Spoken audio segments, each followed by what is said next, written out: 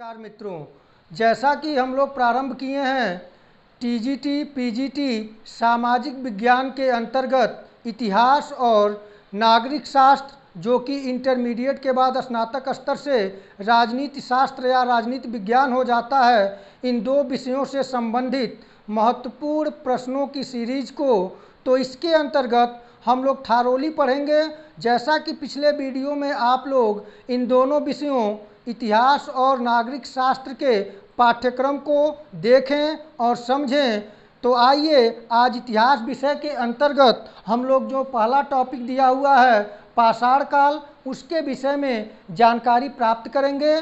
तो आइए पहले पाषाण काल से पूर्व की जो स्थिति थी, यानी उसकी जो पृष्ठभूमि थी, उस पृष्ठभूमि के बारे में हम लोग जानकारी प्राप्त करते हुए फिर अपने मुख्य टॉपिक पाषाण काल से आगे पढ़ा जाएगा, समझा जाएगा। तो आइए, प्राचीन भारत का इतिहास जो है यह प्राप्त संपूर्ण स्रोतों के आधार पर इसे 3 भागों में बांटा गया है: प्रागैतिहासिक काल, आद्य ऐतिहासिक काल और तीसरा ऐतिहासिक काल। अब यहाँ यह देखने योग्य बात है कि प्रागैतिहासिक काल क्यों कहते हैं, किसे कहते हैं, और दूसरा जो है आद्य ऐतिहासिक काल किसे कहते हैं, क्यों कहते हैं, और तीसरा ऐतिहासिक काल किसे कहते हैं, क्यों कहते हैं। तो यहाँ सबसे महत्वपूर्ण बात है प्रागैतिहासिक काल। तो प्रागैतिहासिक काल उस काल को कहा गया जिसके विषय में जानकारी या पता करने के लिए हमें सिर्फ और सिर्फ पुरातात्विक स्रोतों पर ही निर्भर होना पड़ा है, उसे हम प्रागैतिहासिक काल कहते हैं, जिसका कि कोई लिखित साक्ष्य उपलब्ध नहीं है। इसके अंतर्गत हम लोग पाषाण काल को रखते हैं। और दूसरा जो है आद्य ऐतिहासिक काल, आद्य मतलब आधा, जैसे कि यह आधा ऐतिहासिक काल है, यानी कि इसमें ऐतिहासिक काल के कुछ लक्षण हैं। जैसे जो प्रागैतिहासिक काल में मानव था वह सिर्फ और सिर्फ क्रियाओं के माध्यम से ही चीज़ों को व्यक्त कर सकता था, वह अपने भावों को लिखित साक्ष्य के रूप में नहीं बता सकता था, यानी कि वह उस अवस्था तक नहीं पहुंचा था कि लिख सके, तो उसे हम प्रागैतिहासिक काल कहा गया। और आद्य ऐतिहासिक काल आते आते मानव में यह चेंज हो गया कि मानव थोड़ा आगे बढ़ा और आगे बढ़ने के साथ साथ वह अपने विचारों भावों को लिखा तो, लेकिन आधुनिक समय तक इसे पढ़ा नहीं जा सका। यानी कि आधा की बात हो गई कि आद्य ऐतिहासिक काल कि मानव ने लिखना तो प्रारंभ कर दिया, लिखा भी, लेकिन उसे अब तक पढ़ा नहीं जा सका। तो ऐसे टाइम पीरियड को, ऐसे काल को आद्य ऐतिहासिक काल में रखा गया। अगर उदाहरण के लिए हम लोग देखा जाए तो जो हमारी सिंधु सभ्यता है, सिंधु घाटी की सभ्यता, जिसे अनेक नामों से संधव सभ्यता, हड़प्पा सभ्यता आदि नामों से जाना जाता है, कि लिखित सामग्री उपलब्ध है, लिखा गया, लिखा हुआ लिपि मिली है, लेकिन उसे अब तक पढ़ा नहीं जा सका। तो ऐसे काल को आद्य ऐतिहासिक काल कहते हैं। और बात आई तीसरा जो ऐतिहासिक काल है, तो ऐतिहासिक काल उस काल को कहा जाता है जिसका लिखित साक्ष्य मौजूद हो और उसे पढ़ा भी जा सका, उसे समझा भी जा सका। उदाहरण के लिए हम भारत में वैदिक काल से लेकर आगे, यानी कि जो ऐतिहासिक काल का प्रारंभ होता है वह वैदिक काल से होता है। आप जानते ही हैं वैदिक काल क्यों नाम पड़ा, क्योंकि उस समय वेदों की सत्ता थी और जो वेद हैं उन वेदों को पढ़ा भी गया है, समझा भी गया है। तो यहाँ हम लोगों को यह क्लियर होता जा रहा है और क्लियर हो गया कि हम जो भारत का प्राचीन इतिहास है उसे 3 भागों में बांटा जाता है। पहला है प्रागैतिहासिक काल, जिसका कोई लिखित साक्ष्य उपलब्ध नहीं है, उसे प्रागैतिहासिक काल कहते हैं। और आद्य ऐतिहासिक काल, जिसका लिखित साक्ष्य प्राप्त हुआ है लेकिन पढ़ा नहीं जा सका है, उसे आद्य ऐतिहासिक काल कहते हैं। इसके अंतर्गत हम लोग संधव सभ्यता को रखते हैं। और ऐतिहासिक काल के अंतर्गत लिखित साक्ष्य उपलब्ध है जिसे पढ़ा भी जा सका है, उसके अंतर्गत हम लोग वैदिक काल से आगे बढ़ते हैं, वैदिक काल से प्रारंभ करते हैं। तो यह तो हो गया प्राचीन भारत का इतिहास, यह पाषाण काल के पृष्ठभूमि थी। तो हम लोग अब आते हैं अपने मुख्य पे, जो पाषाण काल है। पाषाण काल इतना तो आप जान गए, पाषाण काल यानी कि प्राग ऐतिहासिक काल के अंतर्गत हम पाषाण काल को रखते हैं, क्योंकि पाषाण काल में लिखित सामग्री हमारे पास उपलब्ध नहीं है। इसके स्रोत पूरा के पूरा पुरातात्विक हैं। उत्खनन में ही हमें पुरातात्विक स्रोतों से प्राप्त जानकारी के आधार पर ही पाषाण काल के विषय में हम लोग अनुमान और पूर्वानुमान जो था उसको अनुमान में बदलते हैं और उस इतिहास को एक नई गति देते हैं। तो आइए देखें, थोड़ी बात कर लें कि भारत में प्रागैतिहासिक कालीन जो अनुसंधान हुआ उसमें सबसे महत्वपूर्ण योगदान रॉबर्ट ब्रूस फुट महोदय का था। यह भूगर्भ शास्त्री और पुरातत्ववेत्ता थे। इन्होंने 1863 ईस्वी में, कब 1863 ईस्वी में सबसे पहले भारत में प्रागैतिहासिक कालीन अनुसंधान प्रारंभ किए। और अगर थोड़ी बात करें कि ये जो वैश्विक स्तर पर, ऐसा तो है तो भारतीय संबंध में बात हुई, अब वैश्विक स्तर पर देख लें कि जो कालों का विभाजन है, तो वैश्विक स्तर पर 1820 ईस्वी में थॉमसन महोदय ने इस कालों को अन्य नामों से प्रयोग की जाने वाली मानव द्वारा प्रयोग की जाने वाली धातुओं के आधार पर इन्होंने युगों को बांटा है, कालों को। जैसे इन्होंने पाषाण युग, कांस्य युग, लौह युग में बांटा है। अब बताइए कि यह 1820 ईस्वी में थॉमसन महोदय ने जो कालों का बंटवारा किया है वैश्विक स्तर पर, यह मानव के द्वारा प्रयोग में लाई जाने वाली धातुओं के आधार पर बंटवारा किया है। जैसे जब मानव पत्थरों का उपयोग करता था उस काल को इन्होंने पाषाण युग कह दिया, और कांस्य युग जब मानव ने कांसा का प्रयोग किया तब उसको कांस्य युग कहे, और लौह युग जब मानव को लोहे की जानकारी हो गई और वह लोहे से परिचित हो गया, लोहों के औजार और बर्तन अपने यूज में लेने लगा, उसे लौह काल कहा है। तो यहाँ से एक दो प्रश्न बन सकते हैं, जैसे कालों से बन सकता है तो आप उसको आसानी से बता सकते हैं कि प्रागैतिहासिक काल की विशेषता क्या है। निम्न में दिया रहेगा, आप उसको लिख देंगे। जिसका लिखित साक्ष्य उपलब्ध नहीं है, हमें पूर्णतः पुरातात्विक स्रोतों पर रहना पड़ता है, वह हो जाएगा प्रागैतिहासिक काल। आद्य ऐतिहासिक काल से पूछेगा तो आप यहाँ बता देंगे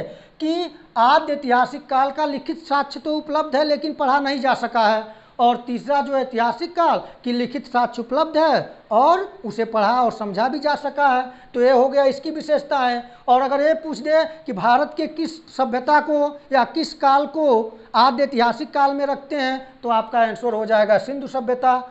और यदि यह पूछ दे कि ये भारत के किस काल को ऐतिहासिक काल के नाम से ऐतिहासिक काल में रखते हैं, तो आप उसे बताइएगा वैदिक काल। और ये भी पूछ सकता है कि भारत में पाषाण काल या प्रागैतिहासिक कालीन जो अनुसंधान हुआ वह किसने प्रारंभ करवाया, तो आपका आंसर होगा रॉबर्ट ब्रूस फुट। कहीं कहीं रॉबर्ट ब्रूस फुटे भी देता है, तो आप देख लीजिएगा। और उसके बाद ये भी पूछ सकता है कि भारत में प्रथम बार प्रागैतिहासिक अनुसंधान कब से प्रारंभ हुआ, तो आप 1863 ईस्वी में, ये हो जाएगा यहाँ से संबंधित। और वैश्विक स्तर पर जो इतिहास का बंटवारा किया है वह कौन थे, तो थॉमसन महोदय थे। कब किए, 1820 ईस्वी में किए। उनका विभाजन किस प्रकार का था, तो किसके आधार पर था, तो मानव द्वारा प्रयोग की जाने वाली धातुओं के आधार पर था। तो किसके लौह युग किसे कहा जाता है, तो जब मानव लोहे का प्रयोग किया। कांस्य युग का किसे कहा जाता है, किसे माना जाता है, जब कांसे का प्रयोग मानव ने किया। और उसी प्रकार पाषाण युग जब मानव पत्थरों का प्रयोग करता था या किया। तो इस प्रकार यहाँ से जो क्वेश्चन बनने वाले हैं आप देख लीजिए। अब आगे बढ़ते हैं कि पाषाण काल, तो पाषाण काल को भी 3 भागों में अपने सुविधा के आधार पर बांटा जाता है। कौन कौन, पूरा पाषाण काल, मध्य पाषाण काल, नव पाषाण काल। अब पूरा पाषाण काल का जो टाइम पीरियड है वह 25 लाख BC यानी कि 25 लाख ईसा पूर्व से 10,000 ईसा पूर्व तक, यानी कि 25 लाख ईसा पूर्व से 10,000 ईसा पूर्व। तो 2 बातें हमेशा आप ध्यान में रखिएगा। पहली बात यह कि जो यह कालों का विभाजन है यह प्रागैतिहासिक काल के अंतर्गत है। पाषाण काल जो कि पत्थरों पर आधारित था, मानव पत्थरों का प्रयोग करता था किसी भी क्षेत्र में। तो वहाँ पे यह देखने योग्य बातें हैं कि जो यह पूरा पाषाण काल है इसके टाइम पीरियड का जो निर्धारण किया गया है, लिखा हुआ तो मिला नहीं है, लिखा साक्ष्य तो है नहीं।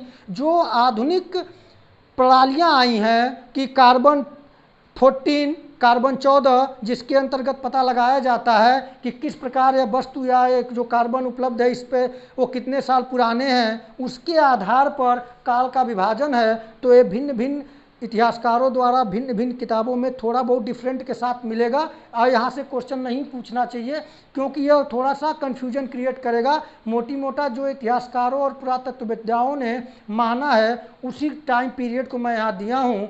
तो जो पूरा पाषाण काल का टाइम पीरियड है वो 25 लाख ईसा पूर्व से 10,000 ईसा पूर्व।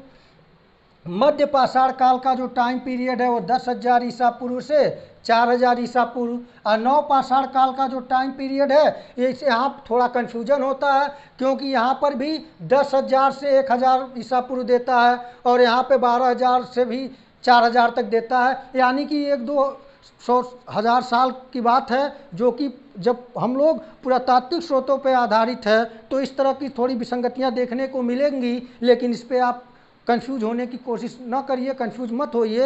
यहाँ पर ये समझ लीजिएगा कि जो इसके निम्न बिंदु हैं, जैसे नवपाषाण काल की जब बात आएगी तो इसके लास्ट के समय में 1000 BC के आसपास की चीज़ें रहेंगी और मध्य पाषाण काल की बात आएगी तो 4-5 हज़ार के आसपास की चीज़ें रहेंगी और जो पूरा पाषाण काल है यह 10,000 या 12,000 के आसपास की चीज़ें रहेंगी। तो आप उससे क्लियर कर लेंगे। तो यह हो गया आपका पूरा पाषाण का टाइम पीरियड 25 लाख BC से 10,000 BC, मध्य पाषाण काल के 10,000 से 4,000 BC और नव पाषाण काल का 4,000 से 1,000 BC। अब उसके बाद अब लक्षण देख लें। पूरा पाषाण काल में मानव का लक्षण क्या था? तो पूरा पाषाण काल में पूर्णतः जो मानव था वह आखेटक शिकारी था, खाद्य संग्राहक था, यानी कि वह आखेट करता था, जानवरों का शिकार करता था, उससे लेकर मांस को आता था, खाता था, कुछ रखता था क्योंकि मांस को आप कितने अधिक दिनों तक रख सकते हैं, खराब हो जाएगी। तो सुबह लाया, दोपहर रखा, शाम तक खत्म कर दिया, फिर अपना निकल गया आखेटक पे। तो जब आखेटक और शिकारी की बात आएगी तो और खाद्य संग्राहक की बात आएगी तो आप ये जान लीजिए कि बात हो रही है पूरा पाषाण काल की। जैसे पूछ दे पूरा पाषाण काल में मानव किस प्रकार जीवन यापन करता था, तो आखेटक था, शिकारी था, खाद्य संग्राहक था। यह हो गया। अब देख लें मध्य पाषाण काल में क्या आगे बढ़ा। तो मध्य पाषाण काल में पशुपालन की शुरुआत हुई। मोस्ट इंपॉर्टेंट क्वेश्चन यहाँ से हमेशा पूछता है कि पशुपालन की शुरुआत किस काल में मानव ने किया, तो मध्य पाषाण काल में। और यहाँ से एक क्वेश्चन ये भी बनता है और पूछा भी है परीक्षा में कि मानव का पहला जो पालतू जानवर था वो कौन था, तो कुत्ता था। कौन था? कुत्ता। आज भी आप देखते हैं कि कुत्ते पाले जाते हैं, अब तो बहुत चीज़ें पाली जा रही हैं, बहुत से जानवरों को लोग पाल रहे हैं, लेकिन मानव का पहला जो पालतू जानवर था वह था कुत्ता। और नव पाषाण काल में क्या हुआ? कृषि का आविष्कार हो गया, मानव कृषि करने लगा।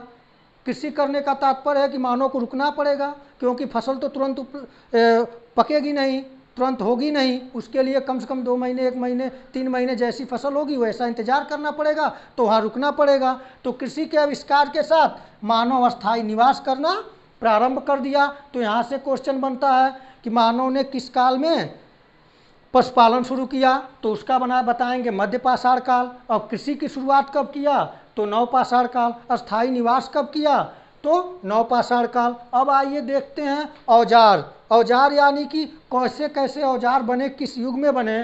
तो जो हैंड एक्स, जिसे कुल्हाड़ी के नाम से जानते हैं, हैंड एक्स, क्लीवर, स्क्रैपर, यह जो उपकरण है कहीं भी आ जाए परीक्षा में, हैंड एक्स, कुल्हाड़ी, क्लीवर, स्क्रैपर, तो आप एकदम आंख मूंद के पहुंच जाइएगा। कहाँ पर?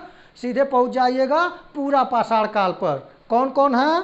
तो पहला आपका है हैंड एक्स, कुल्हाड़ी, स्क्रैपर और क्लीवर। ऐसी बात आ जाए तो तुरंत आप पहुंचिए कहाँ पे?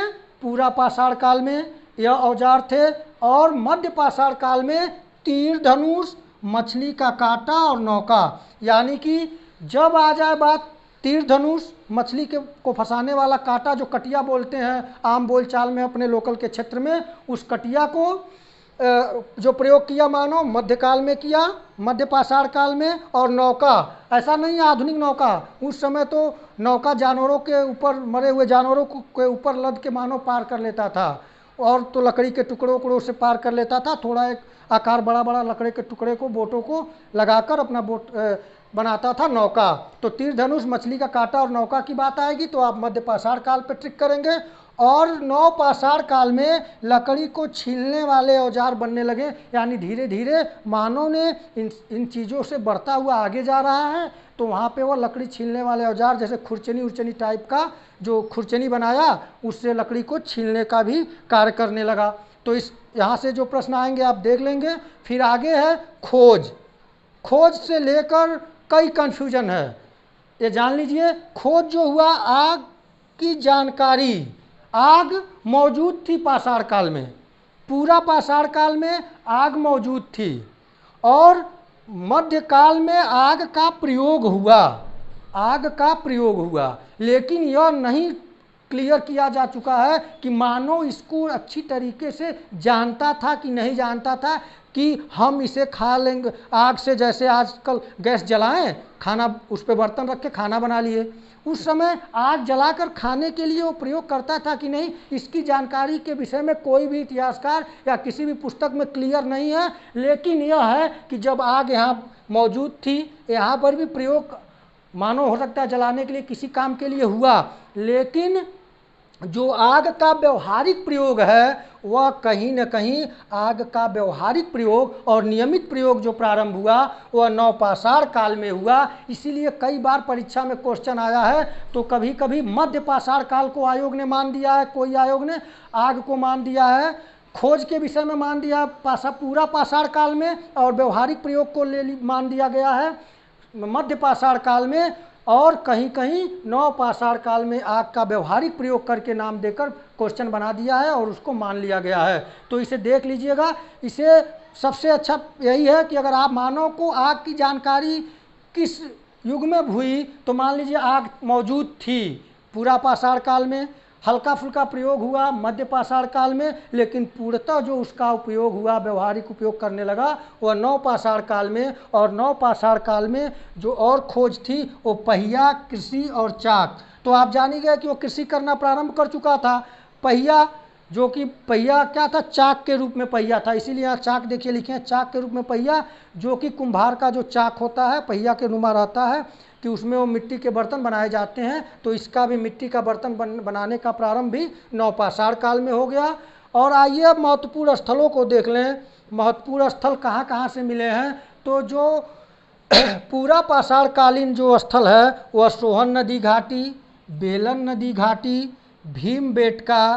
भीमबेटका जो कि मध्य प्रदेश भोपाल में है, और सोहन नदी घाटी, बेलन नदी घाटी के अलावा भीमबेटका जो है यह मध्य प्रदेश में है, और सोहन नदी घाटी, बेलन नदी घाटी जो है ये उत्तर प्रदेश टोंस नदी घाटी क्षेत्र में है, उधर प्रतापपुर के आसपास।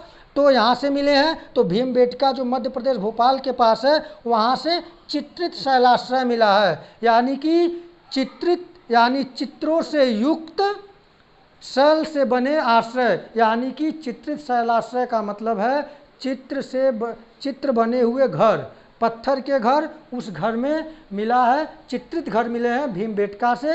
यह महत्वपूर्ण बात है, हमेशा क्वेश्चन पूछता है, कभी पूछ देगा भीमबेटका कहाँ पर है या भीमबेटका से क्या प्राप्त हुआ है, तो यहाँ से आप चित्रित शैलाश्रय प्राप्त हुआ है। यह हो गया आपका पूरा पाषाण काल। और अब देखते हैं मध्य पाषाण कालीन जो स्थल है प्रमुख, तो मध्य प्रदेश के आदमगढ़ से मध्य पाषाण कालीन स्थल जानकारी प्राप्त होती है। राजस्थान के बागौर से मिले हैं, और पशुपालन के साक्ष्य, यानी कि जो मध्य प्रदेश का आदमगढ़ है और राजस्थान में बागौर है, वहाँ से पशुपालन के साक्ष्य मिले हैं। और अस्थिपंजर जो मिले हैं वह अस्थिपंजर मतलब हड्डियों का कंकाल, वह मिला है, वह उत्तर प्रदेश के सराय नाहर और महदहा से मिला है। यानी कि जो मध्य पाषाण कालीन जो महत्वपूर्ण स्थल मिले हैं वे मध्य प्रदेश के आदमगढ़, राजस्थान में बागौर से, इन दोनों जगहों से क्या साक्ष्य मिला है मध्य पाषाण कालीन, तो पशुपालन के साक्ष्य मिले हैं। और उत्तर प्रदेश के सराय नाहर और महदहा से अस्थिपंजर यानी मानव कंकाल मिले हैं। अब आइए कालीन स्थलों को देख लें तो मेहरगढ़ से कृषि मिली है। या बहुत बार क्वेश्चन पूछता है, हमेशा पूछता है कि भारत में या कृषि के साक्ष्य कहाँ मिले हैं पहली बार, तो यह मेहरगढ़ में मिले हैं। और बुर्जहोम और गुफकराल, बुर्जहोम और गुफकराल से गर्तावास मिला है। बुर्जहोम और गुफकराल से गर्तावास मिला है, यानी गड्ढे का घर मिला है। ये बुर्जहोम और गुफकराल ये दोनों कहाँ है? यह दोनों कश्मीर में हैं। ये दोनों स्थल कश्मीर में हैं और यहाँ से गर्तावास मिला है। तो ये भी क्वेश्चन पूछ सकता है कि निम्न स्थानों में से कहाँ पर गर्तावास मिला है, तो उसमें बुर्जहोम और गुफकराल में से एक होगा। अगर दोनों हो गया तो उसमें ऑप्शन होगा ए बी सी डी में होगा, उसमें उपयुक्त दोनों या ए और बी ऐसे करके होगा। तो जब गर्तावास की बात आएगी तो बुर्जहोम गुफकराल से होगा। और एक महत्वपूर्ण स्थान है चिरांद, नौपाषाण कालीन स्थान चिरांद है जो बिहार में है। यहाँ से हड्डी के औजार मिले हैं और ये हड्डी के जो औजार हैं, ये जो हड्डी है यह मुख्यतः हिरण के सींगों से बना हुआ है, हिरण के सींगों से भी बना हुआ है। तो चिरांद जो है बिहार में है। यहाँ से नौपाषाणी कालीन जो औजार मिले हैं हड्डी के मिले हैं और वह हड्डी जो थी वो हिरण के सींगों की थी, हिरणों की थी। तो कहने का तात्पर्य मित्रों कि आपने देख लिया कि प्राचीन भारत के इतिहास को 3 भागों में बांटा गया। किस प्रकार? प्रागैतिहासिक काल, आद्यैतिहासिक काल, ऐतिहासिक काल। लिखित साक्ष्य उपलब्ध है, आद्यैतिहासिक काल में लिखित साक्ष्य उपलब्ध है, पढ़ा नहीं जा सका है। प्रागैतिहासिक काल में लिखित साक्ष्य उपलब्ध है, उपलब्ध ही नहीं है। तो इस आधार पे हम देख लिए पूरे इस पाषाण काल से इसके अतिरिक्त क्वेश्चन बनने के संभावना 9 के बराबर है। बाकी इस प्रश्नों को आप अच्छी तरीके से देखिए। अगर आपको समझ में आ रहा है, कोई समस्या हो रही है, तो आप कमेंट बॉक्स में हमें कमेंट करें। आपके सुझाव अपेक्षित हैं, आप जो सुझाव देंगे उसको हम स्वीकार करेंगे और अगली बार इससे बेहतर से बेहतर करने का प्रयास करेंगे। तो मित्रों, आज इतिहास विषय के अंतर्गत जो टॉपिक था पाषाण काल, उसको आपने पढ़ा, समझा। फिर मिलेंगे अगले वीडियो में, तब तक के लिए नमस्कार।